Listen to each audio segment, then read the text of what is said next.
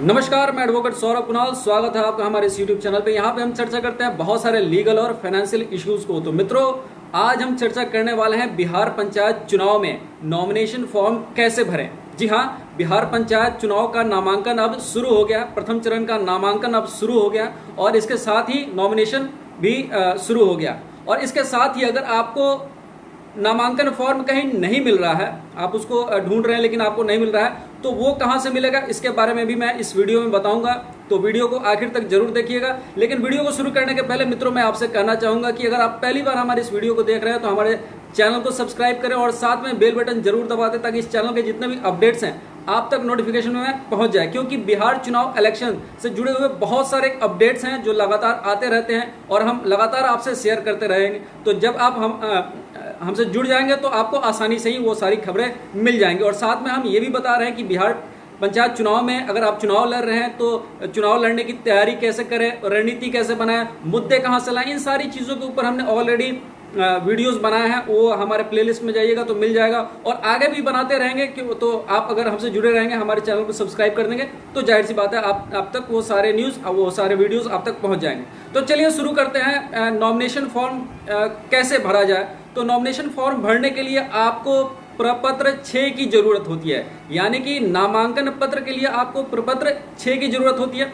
प्रपत्र 6 में 8 पेज का ये पूरा जो है नॉमिनेशन फॉर्म है। और इस नॉमिनेशन फॉर्म को भरने के लिए आपको जो डॉक्यूमेंट्स मैंने बता दिए हैं, डॉक्यूमेंट्स में आपको आधार कार्ड चाहिए। आप अगर आरक्षण चाहते हैं तो उसके लिए आपको जाति प्रमाण पत्र चाहिए। आपका उम्र क्या है इसके लिए आपको आधार कार्ड चाहिए। आपका जो मतदाता सूची है उसमें आपका नाम है कि नहीं ये भी आपको बताना पड़ेगा, दिखाना पड़ेगा। और साथ में मित्रों, मैं यहाँ पे कहना चाहूँगा कि जो लोग चुनाव लड़ रहे हैं और अभी तक अगर उनका मतदाता सूची में उनका नाम नहीं है तो अभी भी वक्त है, आप अपने मतदाता सूची में अपना नाम जुड़वा सकते हैं। इसके लिए मैंने एक अलग से वीडियो बनाया है, प्लेलिस्ट में जाइएगा तो वो मिल जाएगा। तो मतदाता सूची में अभी भी संभावना है कि आपका नाम उसमें आ जाए। अगर आप वोट देना चाहते हैं या चुनाव लड़ना चाहते हैं तो इसके लिए मतदाता सूची में आपका नाम होना चाहिए। तो उसके लिए मैंने वीडियो बनाया है, उसे भी जरूर देखें। तो चलिए, प्रपत्र 6 आपने निकाल लिया। अगर प्रपत्र 6 आप खोज रहे हैं, आपको नहीं मिल रहा है, तो उसके लिए आप हमें ऊपर दिए हुए नंबर पे हमें व्हाट्सअप करें। हमारे पास प्रपत्र 6 है, हम आपके व्हाट्सअप पे उसे फॉरवर्ड कर देंगे। तो प्रपत्र 6 लेके आप उसके सारे कॉलम्स को भरिएगा। इसके लिए आपको एक प्रस्तावक, कम से कम एक प्रस्तावक की जरूरत है। तो उस प्रस्तावक को जो है उसका उम्र भी कम से कम 21 वर्ष से ज्यादा होना चाहिए, 21 वर्ष से कम नहीं होना चाहिए।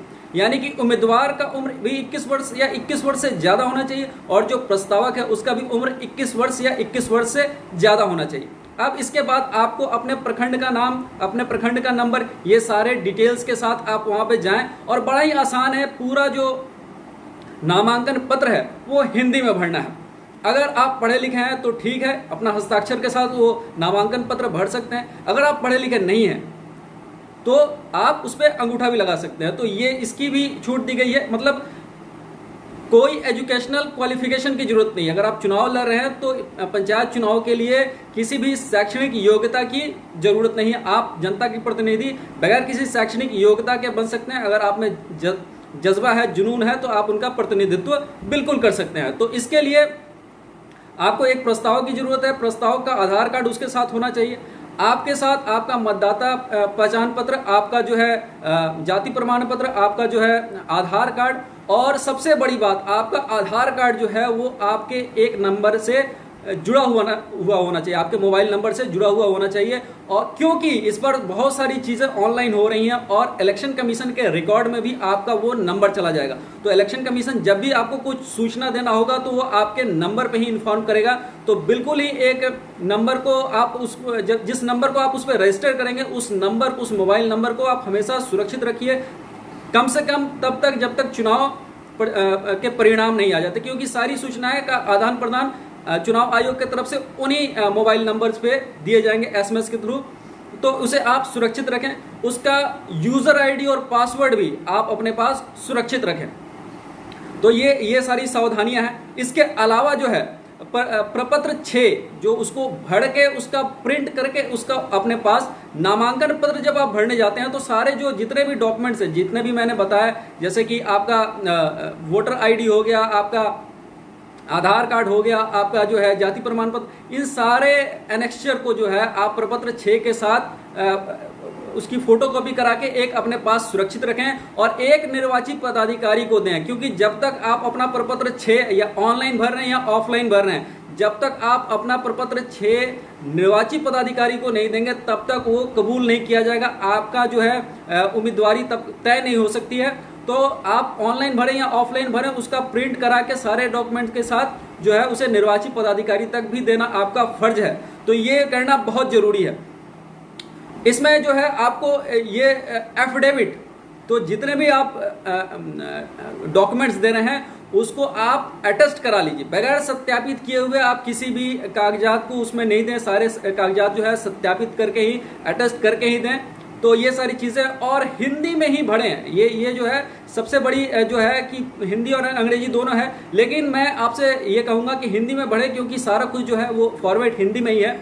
क्योंकि नाम के आगे अगर कुछ उपाधि भी है, जैसे डॉक्टर है तो डॉक्टर के लिए अलग छोड़ दें, या उपाधि का जगह जो है उसको रखें, या नाम का जो पहला है, मान लीजिए डॉक्टर विकास कुमार नाम है तो डॉक्टर को उपाधि हो गया, पहला जो नाम है वो विकास हुआ, दूसरा कुमार हुआ। तो इस तरह से जो है आप इसको बना के इसको पूरा करके, इसमें 3 जो है एफिडेविट भरने हैं, जिसे आप नोटरी से करा सकते हैं। आपको अपने जो भी आपका जो अगर कोई आपराधिक इतिहास है तो उसके बारे में बताना होगा। अगर 6 माह से ज़्यादा आप जो है